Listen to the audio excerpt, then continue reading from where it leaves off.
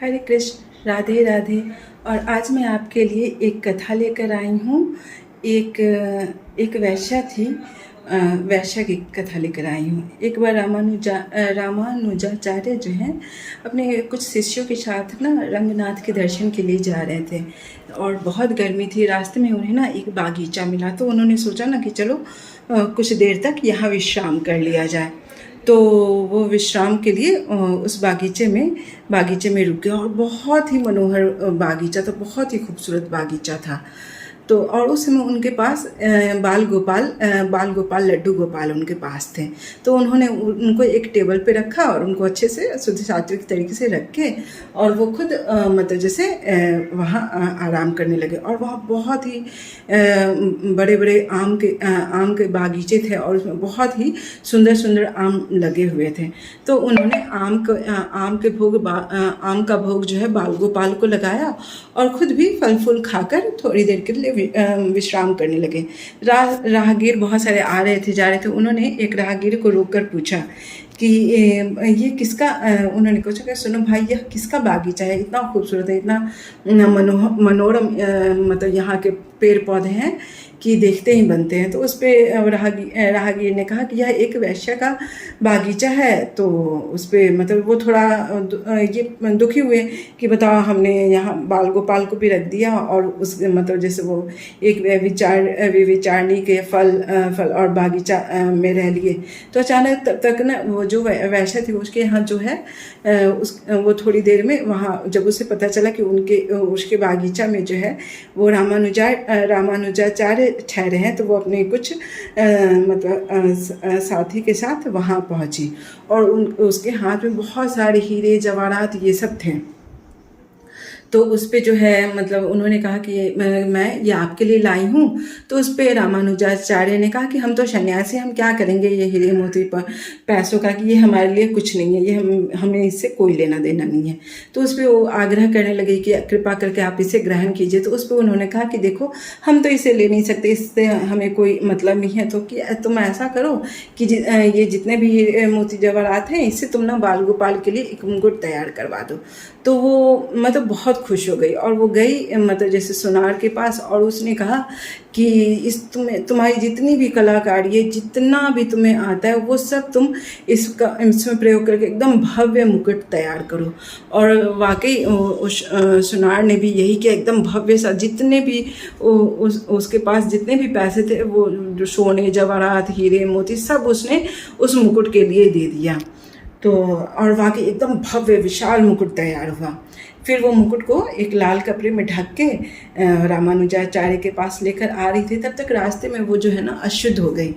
तो वो जो है वो मतलब जैसे कुछ साथी को बोली कि आप मतलब जैसे रामानुजाचार्य को बुला दो। तो रामानुजाचार्य आए और उसने कहा कि आप कृपा करके ये जो मुकुट है वो गोपाल जी को पहना दीजिए कि मतलब कि जब मैं शुद्ध हो जाऊंगी तब मैं इनके दर्शन के लिए आऊँगी। तो उस पर मतलब जैसे रामानुजाचार्य ने अपने कुछ सहकारी को उन्होंने अपने जो उनके ये थे अनुयायी थे, उनको उन्होंने कहा कि आप ये जो मुकुट है वो बाल गोपाल को पहना दो। अब यहाँ से शुरू होती है बाल गोपाल की लीला। और जब मतलब जो साधु संत उन्हें पहनाने के लिए तैयार हुए, वो एकदम बड़े आकार के हो गए। करते करते और जब मतलब जैसे उतरने लगते वो छोटे आकार के हो जाते, मतलब वो मुकुट उनको पहनना नहीं था। तो बड़े ऐसा क्रम से लगभग जब भी जो शिष्य थे रामानुजाचार्य के पहनाने को उद्धत होते, त्यों ही वह एकदम लंबे आकार ले लेते हैं। तो सारे शिष्य जो हैं परेशान हो गए कि क्या बात है कि कुछ त्रुटि हो गई पूजा पाठ में, क्या बात है कि मतलब ये हमारे हाथ से मुकुट नहीं पहन रहे हैं। तो उस पर वो अपने गुरु के पास आए रामानुजाचार्य के शिष्य, और उन्होंने बताया कि प्रभु जो है मुकुट नहीं पहन रहे हैं, कि जब भी पहनाने के लिए तैयार हो रहे हैं वो बड़े हो जा रहे हैं। और मतलब जैसे मुकुट वो ऐसे करते करते क्रमशः 1 घंटे बीत गए। तो रामानुजाचार्य गए और उन्होंने भी कोशिश किया, पर उनसे भी वो नहीं पहने। तो फिर उनके ना मतलब उनके पास जाकर उन्होंने कहा कि प्रभु ऐसी क्या गलती हो गई है कि आप जो है ये मुकुट पहनने के लिए तैयार तैयार नहीं है।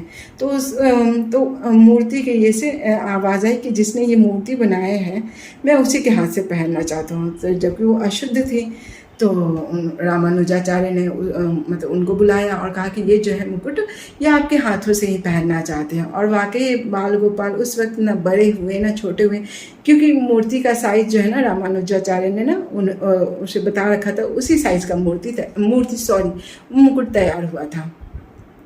वो आई और मतलब जैसे बाल गोपाल को पहनाई और वाकई बाल गोपाल वो मुकुट पहन के क्या लग रहे थे। तो इस पे जो है रामानुजाचार्य दुखी हुए कि हम लोग इतने भक्ति भाव से नियम से पूजा पाठ जो भी कुछ होता है वो कर रहे हैं और ये हमारे हाथ से मुकुट ना पहन के एक वे विचारणी के हाथ से मुकुट पहन लिए हैं। तो उस पर वो बहुत दुखी। तो उस पर प्रभु ने उन्हें दर्शन देकर कहा कि देखो कि भले वो पूरे जीवन भर उसने गलत काम किए, लेकिन जो उसने अपना पूरा समर्पण मुझे कर दिया, इस कारण जो है मैं जिस तरह से उसने अपना पूरा समर्पण किया, उसने खुले दिल से अपने जीवन का जितना भी कमाई, जितना भी गलत काम से किया था वो सारे पैसे उसने उस मुकुट में दे दिए।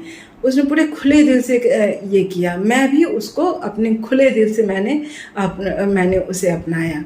तो कि ऐसा नहीं है कि मतलब मुझे आपकी पूजा पाठ है, लेकिन जो भी भक्त अपना पूर्ण समर्पण करते हैं तो प्रभु भी जो है वो पूर्ण भक्ति भाव भक्त वत्सल भगवान उस पूरी तरह से उन्हें अपना लेते हैं। और ये देखिए भक्तों, ये है मेरे आज के बाल गोपाल का श्रृंगार दर्शन। और ये देखिए आज ये है मेरे शालिग्राम और इनका देखिएगा आज का श्रृंगार आपको कैसा लग रहा है। और ये देखिए मेरे जितने भी प्रभु हैं ना, मैं इन सबको तुलसी की माला धारण करा रखी हूँ ताकि बाई चांस मेरे पास तुलसी ना हो तो ऐसा ना हो, क्योंकि ये बिना तुलसी के कुछ भी कोई सेवा ग्रहण नहीं करते। तो इसलिए मैं इनको ना हमेशा के लिए तुलसी हो ऐसा कभी हुआ नहीं है कि मेरे पास तुलसी ना हो। मेरे पास तुलसी का बहुत सारा पौधा है, तो मेरे पास ऐसा कभी नहीं होता कि तुलसी मेरे पास नहीं होती, लेकिन मैं फिर भी इनको तुलसी हमेशा धारण करा के रखती हूँ ताकि कभी देखिए मेरे युगल सरकार ने भी तुलसी धारण कर रखा है। और ये देखिए कितना इनका भव्य, कितने प्यारे लग रहे हैं, कितने मनोहर लग रहे हैं। और ये मेरे राम दरबार है। तो आप बताइएगा कि आज की कथा आपको कैसी लगी। और please like share and subscribe my channel. और फ्रेंड्स प्लीज़ आप ना मेरे चैनल पे कमेंट्स किया कीजिएगा। हरे कृष्णा, राधे राधे।